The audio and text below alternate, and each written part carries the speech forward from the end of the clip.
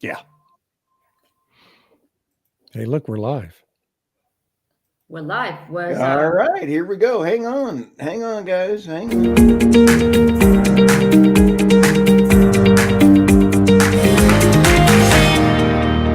All right. Hello, everyone. This is the Energy Reality podcast.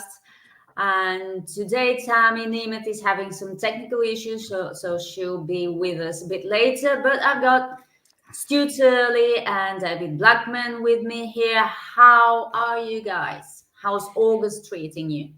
Hot. Oh my God, it's hot in Amazing. North Texas. Man, it's 105 yesterday. It's never happened before, I'm sure. Never, ever. I'll tell you, I had a dry run for a disaster Saturday. Mini tornado came ripping through. We lost power, and all my neighbors are all screaming, going, "We lost power!" And I'm skipping around, going, "I'm testing my system, I'm testing my generators. I'm over here Scooby-Dooing around, going, I like me a good disaster to make sure I'm ready for it." So how's the system? Is it working? Works great. Excellent. So you gotta love a good disaster. Today we're going to do something we have never ever done before on this show or anywhere else. We're going to talk about electric vehicles and how they have been faring lately. David.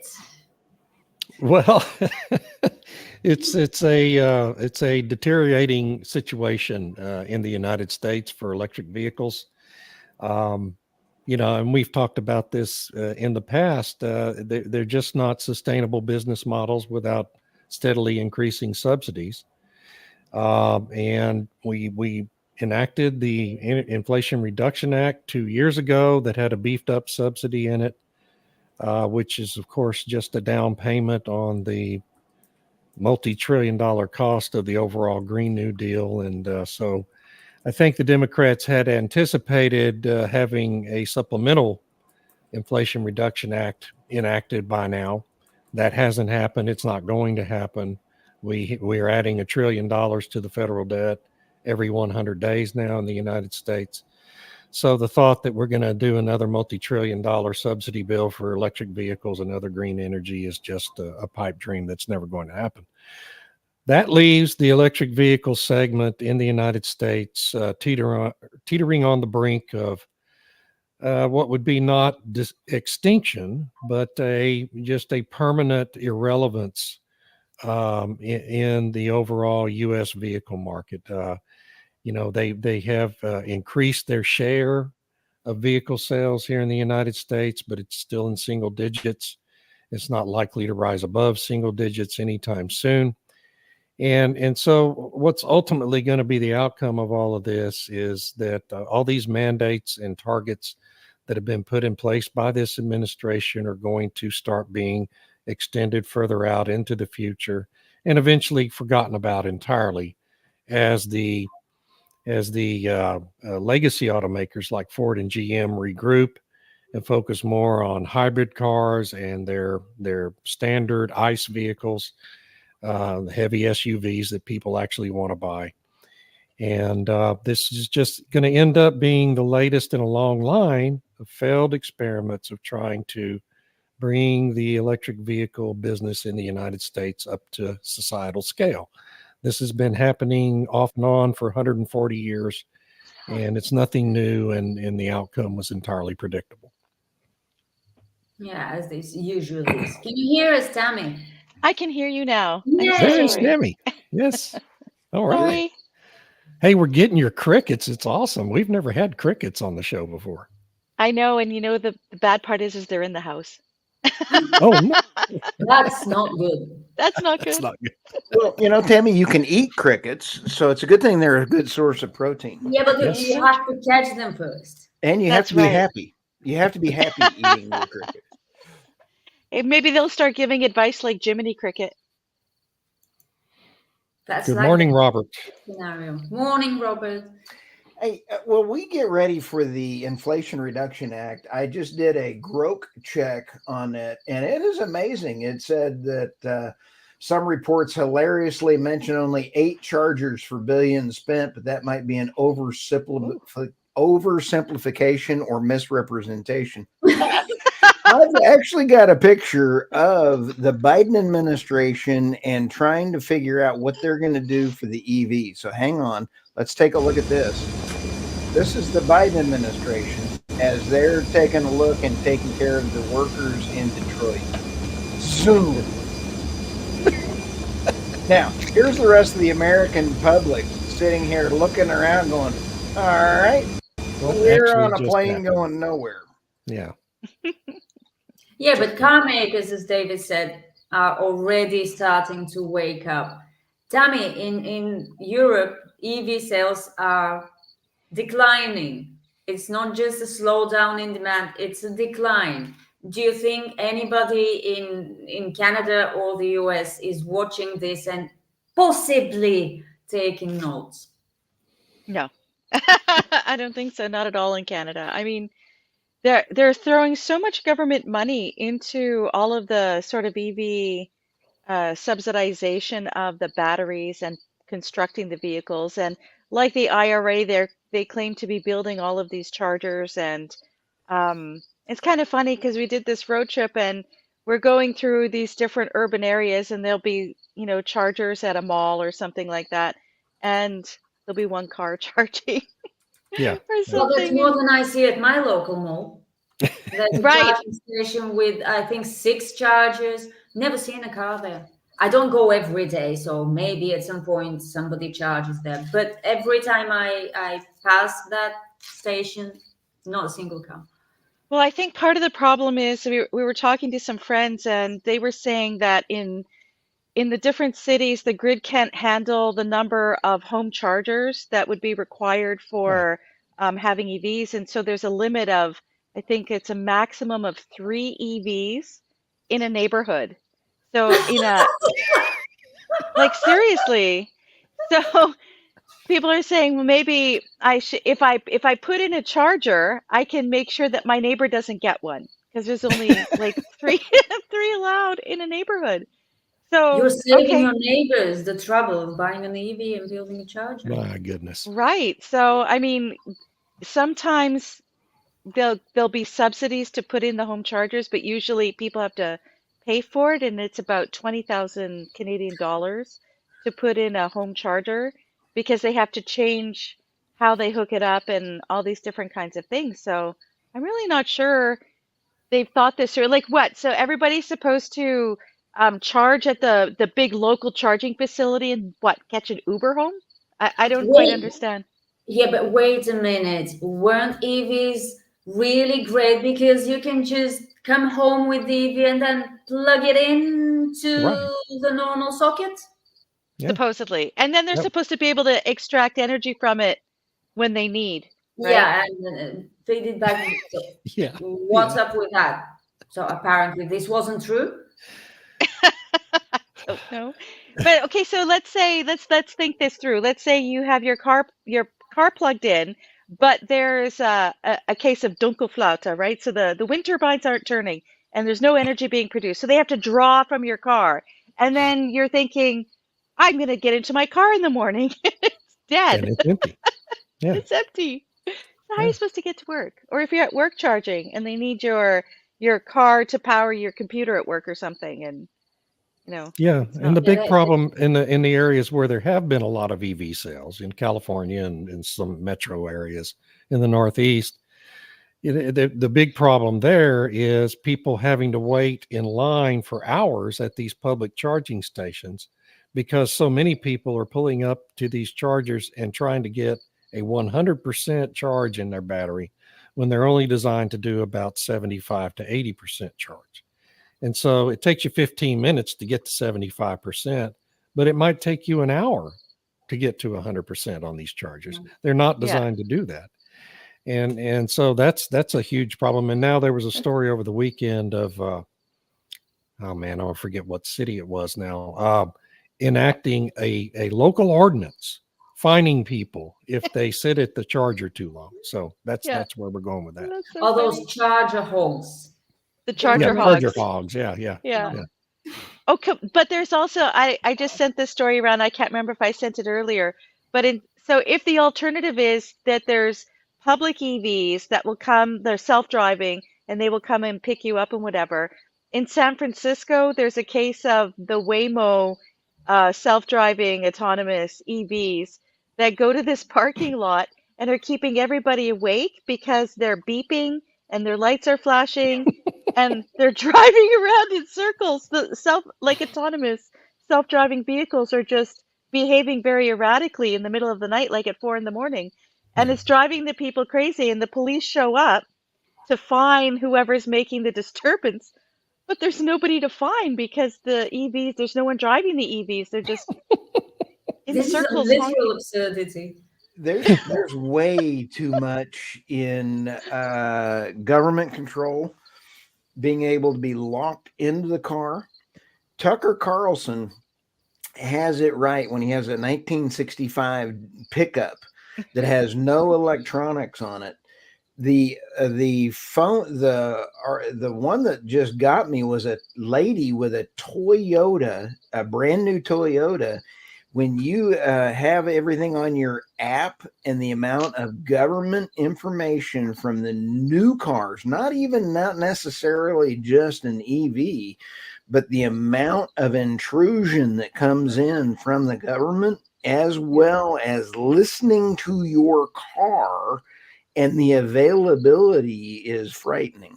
I am going to a 1943 Willys 4-wheel drive car.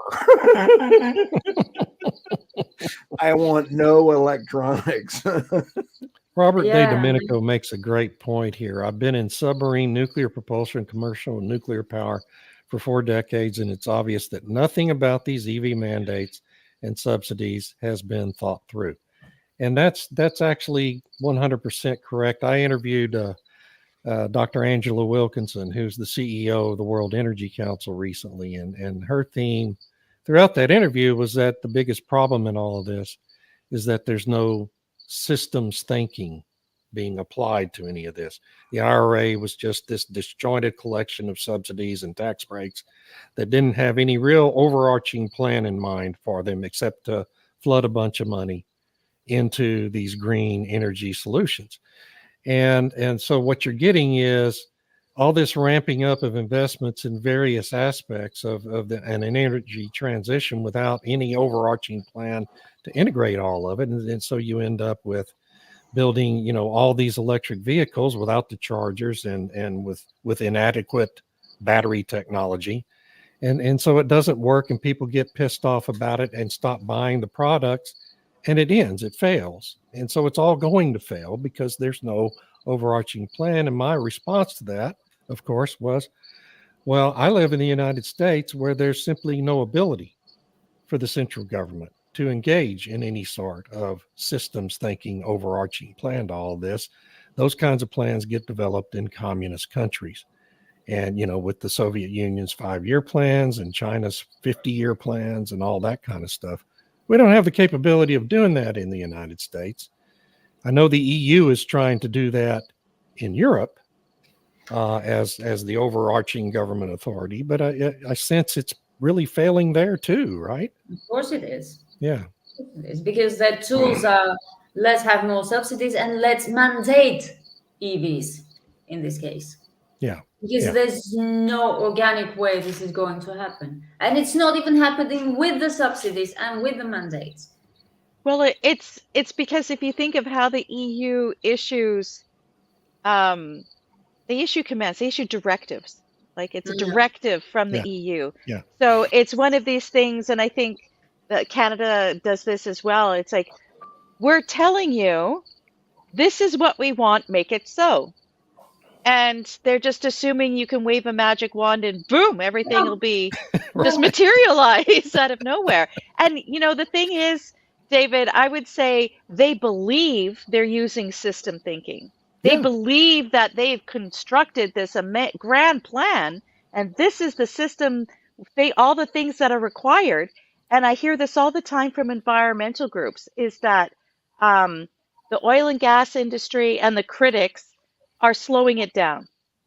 We're slowing it Yeah. down. Yeah, you got to And- have a boogeyman to blame it on. Right? How? Exactly. Yeah, yeah. Because we're pointing out the flaws in it, and if only we would shut up, it would all just fall into place. They And people seriously would. believe this. They seriously believe that we're Oh, yeah. stopping people from doing their part, and Right. they believe that. It's crazy. We're making a difference. Yeah, and then they after they find their boogeyman and blame the boogeyman, then they double down on the stupid policy that failed to begin with, and it fails even worse. I actually saw something on X. I think you posted it, or somebody else from Substack, that it's the oil industry that's paying to all the climate skeptics and all the critics. No, we just have the eyes to see and the brains to process what we see. It's amazing. Man, you know, there are I wish still people who believe it would have been all great if we just shut up. Yeah. Sorry. I kind of wish they were paying us, you know. I could use the income, you know. I mean, I really could use the income, but at least we would that's not have happening. some views. But then we'd be eating Tammy's crickets. Yeah. Well, that's what Klaus Schwab Why? We wants would us be to do. rich. The oil industry is supposed to be generous to its shills. At least that's what people say. That's what they say. That's what I hear. No proof of that, but hey. There is no proof of that in my checking account. No. It's amazing that we have, with the Democrat convention going on this week. Speaking of the Inflation Reduction Act, or as Dan Bongino calls it, the Porculus Bill, we have the Democrat convention going on, and there is a guy on X that I find very humorous. He has geofenced phones that are there. There are over 100,000 Antifa folks in Chicago. And by being defined by Antifa, it means that you've been to 3 or more Antifa events protesting for the Democrats. Wow. How do you Buckle up. protest for whatever? Yeah, so they've also got bricks. So instead of a welcome bag to the convention, they've got bags of bricks for people then to throw at police. I'm serious. We are going to have so much fun watching the Democrat convention. I don't think that we're going to see the Inflation Reduction Act survive. I mean, excuse me, the Kamala Harris survive. I personally think she's going to get pulled, but that's my opinion. I could be 100% wrong. Robert has another good point there. I can't put it up. He's got two, actually. Yeah, that one. Oops. Without exception, government makes more money on oil than oil companies by a factor of 5. Yeah. Why Yeah, is but it? it also spends a lot more than oil companies, because they try to stay within some reasonable limits of spending versus income, while the government doesn't care. Right. Well, at least the US government, the EU governments, although they're starting to care because they're starting to run out of money, so they're phasing out EV subsidies. But isn't it like California with losing Chevron's tax? They spent $14 billion or whatever the number was in federal and state taxes. A state has now lost that revenue stream as they leave California. Bye. Yeah. Yeah. You know, the average profit margin at a gas station on a gallon of gasoline is a penny or two, 1 or 2 cents. That's what they make. And, you know, they all make their money on you getting out of your car, starting to fill up your tank, going in there and paying $2.49 for a Diet Coke that cost them 3 cents to provide to you. Right. That's where they're making their money, folks. They're not making it on the gasoline. But the state tax in California on a gallon of gasoline is $1.18 per gallon.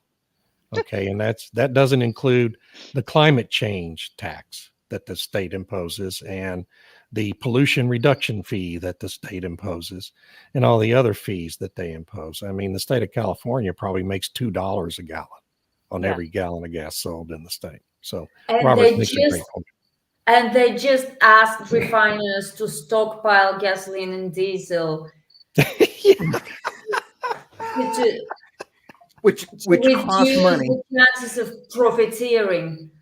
How arrogant exactly are these people? And that's a rhetorical question. The one that gets me also is the new Kamala plan on how to attack price increases. Was basically saying they're going to go after profiteering and everything else. And this was communism like at 300%. I'm like going, has anybody read an economics 101 course in this administration? No. Well, it's like another example of repeating the mistakes of the 1970s. Yes. Like Yes. everything that they're doing from when the whole supposed energy crisis happened with the Russian attack on Ukraine. Suddenly, they just went into their bag of tricks from the past and pulled out the worst things from the 1970s. And now we have probably stagflation or whatever. And the only thing, apparently in Canada, the only thing that's stopping a recession right now is all the immigrants that they're bringing into the country. That's the narrative. Tammy, I want to ask you about the potential rail job strike, the rail strike, because they transport almost 100,000 barrels per day or more on rail out of Canada, and we need those barrels of oil. So I'm like, this is a big deal. They do this, I swear, almost every year. Right when it's harvest time and they need to get the grain to port, suddenly there's port strikes. Suddenly there's rail strikes because a lot of the food production in Canada is from landlocked areas. So it's not like they can just, they could use trucks, but I mean, there's so much grain and whatever. So the target is really harvest right now. And my understanding is that the rail strike is applying mostly to the ports. So they're stopping container ships from coming in. They're stopping the barges from coming to load up and stuff like that. And it's a slow incremental stoppage, I guess. I don't know. But I swear, every year they do this and out in the West, they're like, just try to screw the farmers. So, but it's bigger than that, right? Because they know that they have to get it out and they can use that as leverage for whatever that they're demanding. And every year there's a new demand. But I don't know if they're stopping the whole line or if it's just certain segments. So I'm not sure how that's going to affect the oil shipments because there is a lot that goes south. From Robert, for our podcast listeners, Robert asked the question or makes a comment. In New Jersey, the 10.5 cent motor fuel tax, the 38 cent petroleum produce gross receipts tax, and the 18.4 cent federal gas tax comes to 67 cents per gallon of tax on 320 gas. It would only cost $2.50 without the tax. And you know what's sad is the roads still suck. Right. Yeah. I mean, that's all supposed to go to fixing the roads, right? And they still. Well, I guess they have to fund transition programs. Right. Yeah. And the truth is, all those taxes, they don't go into any designated funds within these state governments. They go into the general fund and they just get spent however the politicians want to spend them.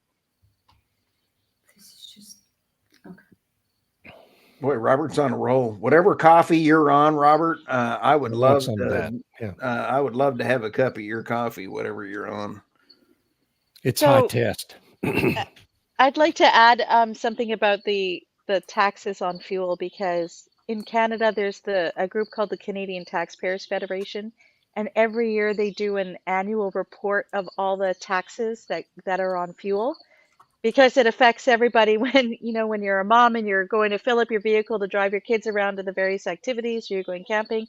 And so they have a really great breakdown of all the fuel charges by province, because every province in Canada, like the United States, every state has its own set of taxes. But it's it's a crazy amount, almost half, I think over half of the price at the pump is taxes of some kind. And then crazy. And then what Ottawa does, what the federal government does, is they charge a tax on top of all the taxes. It's like our carbon tax, They charge the goods and services tax, or GST, on top of all the taxes, on the carbon tax. How It's a double. patient are Canadians? Clearly too patient. I don't know. Too patient. Yes, overly patient. Overly Wow. patient. Yeah, but then you can't just take to the streets, really. Well, they tried that, and then they closed bank accounts. Yeah. Robert says, my coffee contains reality, which is a rare ingredient in government policy. So does Yes, our it is. best ingredient in coffee there is. Shall we go to the headlines? Time for headlines. Yeah. There we go. And I believe Tammy found a jewel of a, this is for attorneys running around after disasters. It's evdisasters.com, I believe. Oh, Yeah, it's a brilliant site. I love it. I think Yeah. it's mostly American stories and whatnot, but of course extremely relevant. And they have all the different disaster stories, but they choose the best ones. So I think like every week they have one key story, and then they have feature ones, and it's a really useful resource if you want to see some of the sort of Yeah. EV madness and disasters. And I said to David, here's a great source for regular absurdities. Yeah, I've got that one bookmarked now. All right, let's go to the next one here, Tammy. Oh, right. So these are ones that I had kind of been sending around for the past few weeks. And it was kind of interesting that there's this school district returned to diesel because they tried to convert the bus fleet to EVs, and it was just a complete disaster. And then there's other, I think it was Baltimore. Those weren't school buses, but they were the city buses where they bought like 100 of them. And the person responsible for them said, we had no idea there would be such constant breakdowns. Yeah. And really expensive breakdowns. And if in the summertime we couldn't have the air conditioning on in the bus in Baltimore, where it's super hot and humid, and because otherwise the batteries would drain super fast, so they wouldn't be able to complete their routes. So it's one of these things that we've been talking about for a long time, is like, okay, the reality of these things is this, this, and this.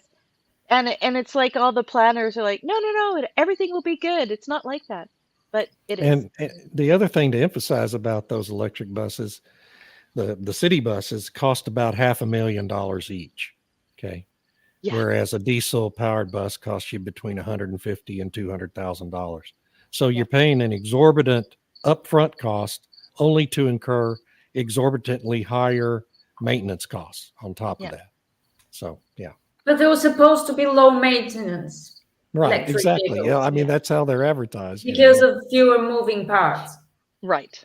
What's happening and why is it happening?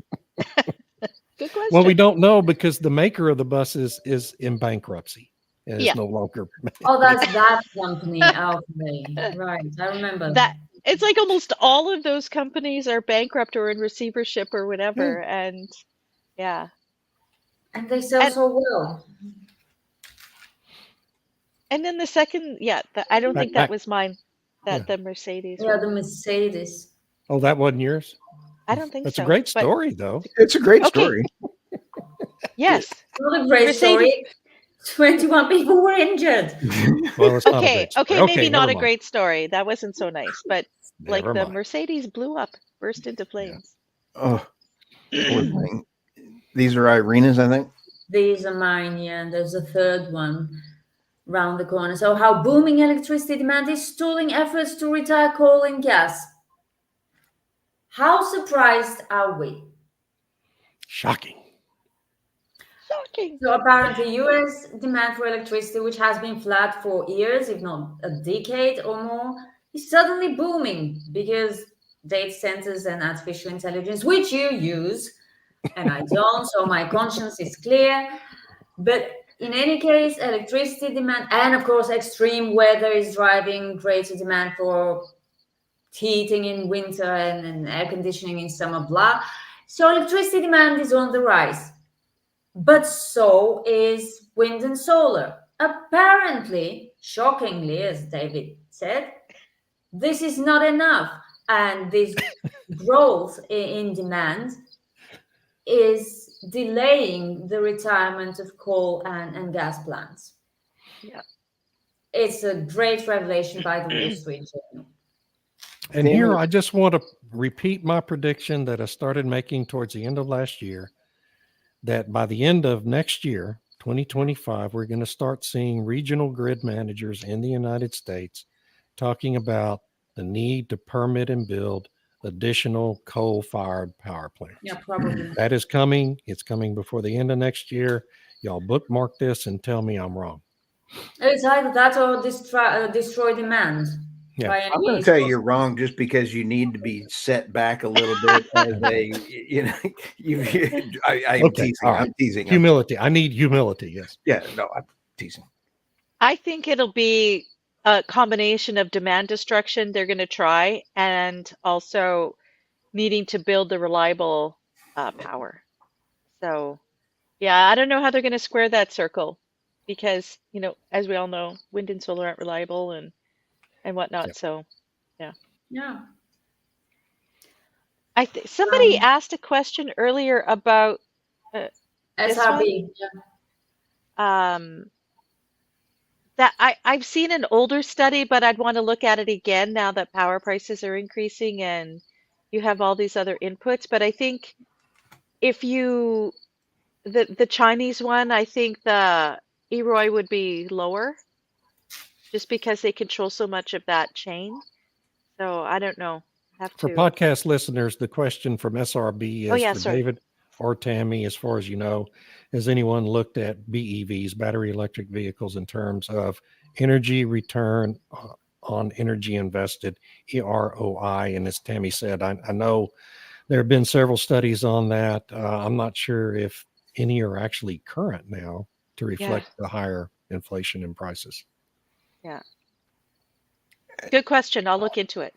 Hey, while you're looking at that, Tammy, I got another one that just came across my desk. Energy bills across Britain might be up 9%, reaching an average of 1,714 pounds a year for the typical household. Y'all got electricity over there still? Good question. I mean, apparently GB Energy, the new state company, is supposed to solve all that. So we'll see. Sure. By spending money on more wind turbines. Yeah. And solar panels covering the fields. So we'll be that will starving, but totally, hey. that will totally not become a massive boondoggle. You can count on it. Yeah. For sure. It will work, especially the solar. Wow. Meanwhile, clean fuel startups were supposed to be the next big thing. Now they are collapsing. We're talking biofuels, we're talking sustainable aviation fuels, and we're talking hydrogen. Wow. Both of those were from the Wall Street Journal, those two stories. They're doing fantastic work over there. Yeah, but they're doing it reluctantly. You can feel it. Yeah. Like this clean fuel startup story. The author keeps reminding us regularly that we need to reduce emissions by using more biofuels, by using more SAFs and more hydrogen to save the planet. But we're failing at that because demand for biofuels is not what it's supposed to be. Demand for hydrogen is not what it's supposed to be. And demand for SAFs is not what it's supposed to be because they're too bloody expensive. And because the companies making them, except the startups, which are just folding, but BP and Shell and the big oil majors that invested heavily. Hey, Tammy. Hi, Tammy. I don't know what happened. I did nothing. And it flipped. What the heck? I don't know. What did it do? I love technology. Hello. Yeah. Okay. So big oil is pulling out of all this. It's spending more money on oil and gas rather than biofuels. And Shell even took an impairment of $800 million on a biofuel facility that was supposed to be producing biodiesel and SAFs. for which there is supposed to be massive demand in the future, because governments will be mandating airlines to use these so-called sustainable aviation fuels. It's a glorious story of no planning and no thinking, and just expecting that when you throw enough money at something, it will work just like that. They've set a directive. Make it so. We should just make it so. Yeah, you can just order it to happen. Yeah, Jean-Luc Picard. Exactly. Make it so. Yeah. Okay. I love this quote. Yeah, so do I. So electric car sales plummet 37% in Germany as slump deepens. Why does the slump deepen? Because there's no money for subsidies. And the quote, well-off and eco-conscious buyers are more or less tapped out, and the industry's lack of affordable battery models is cutting mass market consumers out of the market. Color me shocked. Nobody could have possibly seen any of that coming. Absolutely. We haven't talked about this at all over the past, 2-3 years? Hey, David, do you want to bring up Tom Mumford's comment and read it? That thing is amazing. Where is he? Okay, here we go. 9 months ago, this is from Tom Mumford. Hi, Tom. I posted this article with my comment regarding providing convenient power to electric vehicles. I was struck by the enormity of the challenge faced by putting in place the charging infrastructure necessitated by forcing EVs on the public in California. Quote, will require California to install at least 20 EV charging ports for every gas nozzle by 2035. Think how many millions that is. Oh my gosh. The number of EV ports stands at 94,000 now. There are about 110. Fuel nozzle. Okay, he's talking about gas station nozzles. There are about 110,000 fuel nozzles. So that number has to be about 2.2 million ports. Daunting. Whoa. Wow. Yes, it is daunting. 2.2 and they have to be million. operational all the time, which they're never And operational so all the time. what does that mean? That means you're going to have to build 5 million of them because of the horrible maintenance problems these EV charger ports have. Right? Wow. Half of them are always down. They're always. Do we have enough copper? Maybe that's why they have to be in a ratio of 20 to 1 nozzle, because they break down so frequently. And you want to have at least half a dozen operating while the others are down for repairs or something. I think the numbers there are because it takes so long to charge versus being able to pump gas. That too. Right. Yeah. But it's not just that it takes so long to charge, but they break down very, very easily, even if people don't steal their copper wiring. That's now, the point Tammy made about copper is theft. huge. Yeah. And you need to build 30, so you have some sort of redundancy. It's insane. The material cost. So we're supposed to be in this circular economy where we're making the best use of all of our resources so we don't overstress the earth and all this. And everything about this forced transition takes way more space. It uses up more of the earth's materials. It's so material intensive. Why are we doing this? And you can't tell me it's saving the planet. It's not saving the planet, it's destroying the planet. Yeah. So we have to destroy the planet to save the climate, apparently. I don't know. Right. Oh, hey. I didn't know you had a picture of me. Yeah, look at that bald looking head there. How did you get a picture of me? Tell you what, and he's young too. That dude looks like he's about 40. He's already bald. I knew you. Anyway, like me. That's what happens to you when you buy a hydrogen car. The stress makes you go bald. Drivers of hydrogen cars are annoyed at California, but they're suing Toyota. So it turns out that refueling your hydrogen-powered Toyota is every bit as frustrating and near impossible as it is to charge your electric vehicle. And people who have bought these Toyotas from Toyota dealerships on the promise made by car salesmen. Now, think about this. Car salesmen are promising these car buyers that there's hydrogen refueling stations all over the state, thanks to a program conducted by whom? The California state government. Okay. So in order to, I mean, think about, I have zero sympathy at all for these hydrogen car buyers, because in order to buy that car, they trusted a car salesman and the state government of California to make sure their driving experience was rosy and just right. So, I mean, these people deserve no sympathy whatsoever. They paid an exorbitant price for a hydrogen Toyota. They're finding out now it's damn near impossible to find a place to fill them up with hydrogen, and they're wondering why. And the reason is, this is the object lesson. Don't trust the car salesman or the state government of California. That's the object lesson here. Anyway, so hydrogen cars are just another fantasy that's doomed to fail in the United States. Oh, but David, maybe it's because they just don't have any place to store the hydrogen. And I saw an article this morning where they want to repurpose salt caverns. So the salt caverns that they use for storing, oil, like an SPR, I guess they want an SHR, a strategic hydrogen reserve, and they're going to fill it in salt caverns. Is this the same government that just destroyed the Northeastern strategic gasoline reserve so they can lower the price? Same government? I was just curious. Yeah, and so I mean, on the point about salt caverns, so salt caverns can be reliably used to store natural gas and oil, which have much larger molecules than hydrogen does. Hydrogen is a little tiny molecule, and I don't know the answer to this, but of course, the reason you can't just repurpose natural gas pipelines to move hydrogen on is because of the tiny size of the molecules, and they'll leak all over the place and cause explosions.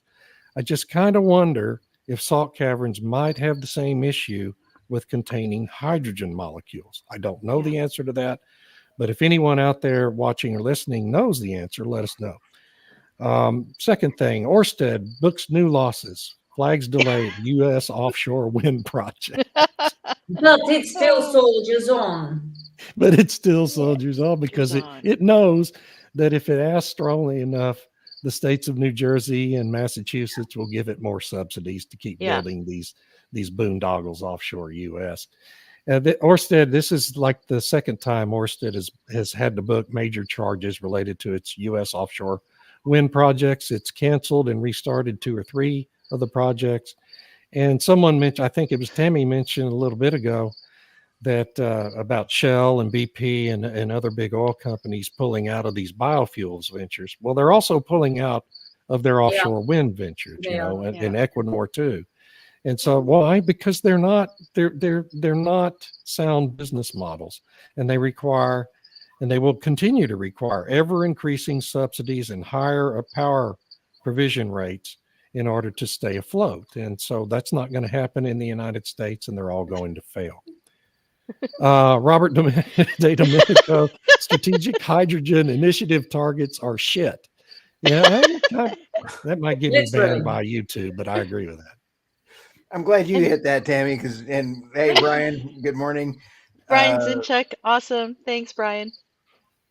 Brian says, I love listening to you 4 on Monday mornings. It's so refreshing. Me too, Brian. Me too. And Robert, sorry, Tom. Thank you. Tom I blame climate change. Robert again, a typical gas nozzle pumps about 10 megawatt power equivalent. No charger does that. Excellent. Thank you for that. Power equivalent is big. Yeah. Robert, again, whatever you're on, I want 2 or 3. He's on fire. You're rolling, man. Oh, wait a minute. Hold on. We have you go, Stu. Yes, I finally get a yay. I'm a somebody. Oh boy. Okay. I'm done. Those are mine. Let's go to our EVs really climate friendly. I want to give Grok a shout out. I actually created this.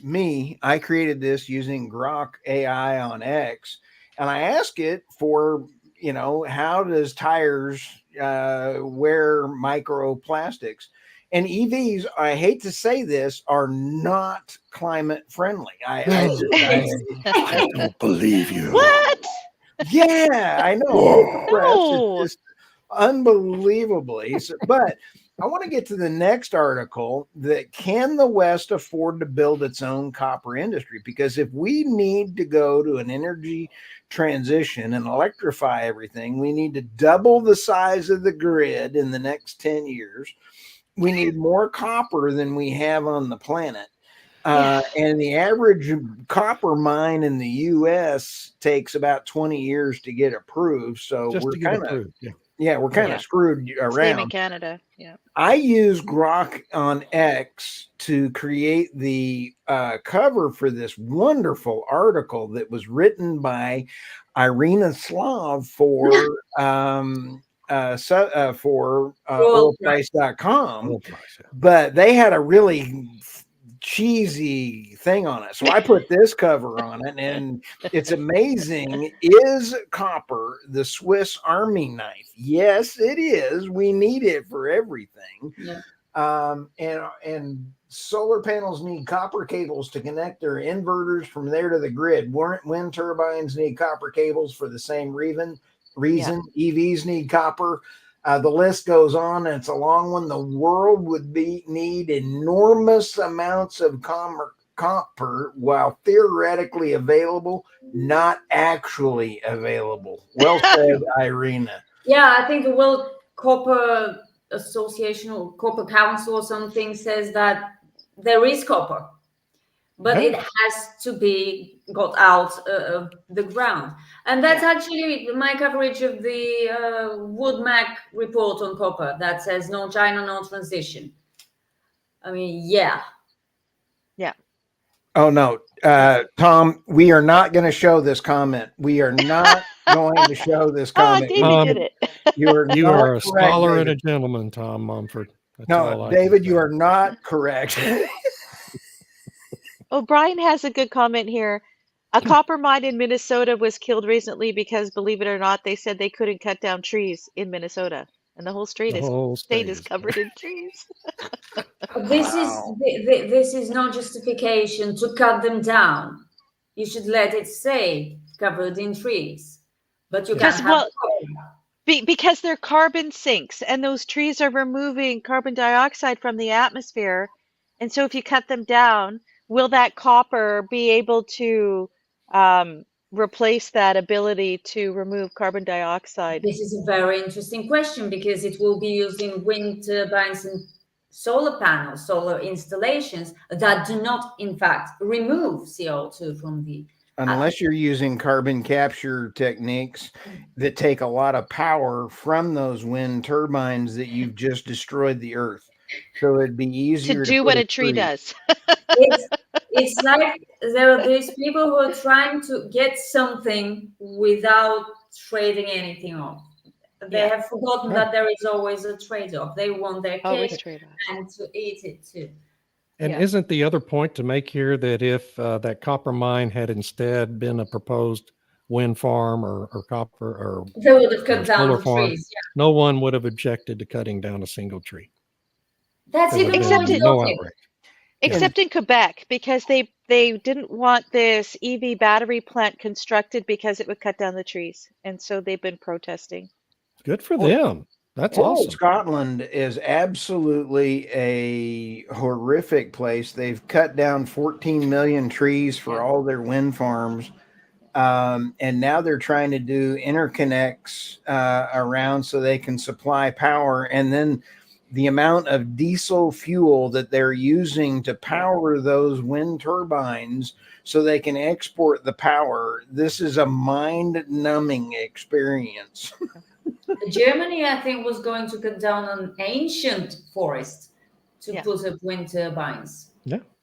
And now they're just putting the wind turbines in the forest, which I'm sure will. Yeah, that makes a lot of sense too, doesn't it? But, you know, when I'm sitting here in my head, in my poor little feeble mind, this is what I really want to just kind of focus on this week instead of, and as we sit here and take a look. Oh, look at that. Just the two of us. We can Okay. make it if we try. Just the two of us. Now this is Just the two of look us. at that dog. I'm sorry. In the sky, just the two of us. You and I. Oh, Aw. We make those now that was about as cool as it gets. That Where are is the very cats? cool. I feel better. The already. cats. Are you a cat lady? Are you a cat lady? Yeah, we have 3 cats. She's a cat lady. Haven't you seen her cat? Well, Yeah, Irina's a cat lady too. It's not Yeah, just me. David's a cat lady. I'm a cat lady too. oh my gosh. You're the You're only one who outnumbered. doesn't have a cat. My cat was just up here a minute ago, but I don't see him now, or I would show him to you. Okay, I'll do better next time. My apologies, guys. I did not mean no No, offense. I like dogs too. Okay. So, with that, what do we see coming around the corner? Oh, the NIMBY. Nimbys are coming around the corner. Issues related to NIMBY and bureaucratic red tape would have to be eliminated to get mining in the U.S. competitive. Not gonna happen. Yeah, but that's not They going to still happen. want to protect the environment. Yeah. But can I pull a NIMBY on my taxes and my and get not in my bank? You know, Not in my backyard. yeah, get out of my bank, you commie. Never mind. So with that, what do we have coming around the corner for this week, Irina? Oh, I have no idea. Every next day is a surprise. I have no idea what the news feed will surprise me with. Well, Tammy, what's going on in the UK that we can talk about without getting you thrown in jail? It's a very good question. Good question. Good question. I'm not sure what they're up to. I think they're kind of on holiday. But I'm paying attention to some stuff happening in Canada right now where Chevron just got $100 million subsidy to do a carbon capture project Wow. that I need to read a little bit more about and see what's going on. Wow. David, what do you got coming around this week? You got Spain your- and Portugal. I'm going on a cruise. I'll be back in Woo! 3 weeks. Wow. So we'll have to hold the fort down for you. We'll huh? hold the fort. And he'll be stirring up trouble in Europe. Oh no. Absolutely. Oh my gosh. I'm worried about getting extradited and arrested. You know No, what? you're going to Spain and Portugal. People are nice there. Oh, I love, yeah. Not I'm in going to Spain. the UK. Hey, no, Spain has been protesting tourists, so Yes, they watch out have, for yeah. protesters. Yeah, we've been warned about that, but I think we'll be fine. So are you going to wear EVs are terrible shirt? Or are you I gonna, love like, solar. I love solar. I love wind. In Spain. I love solar. No.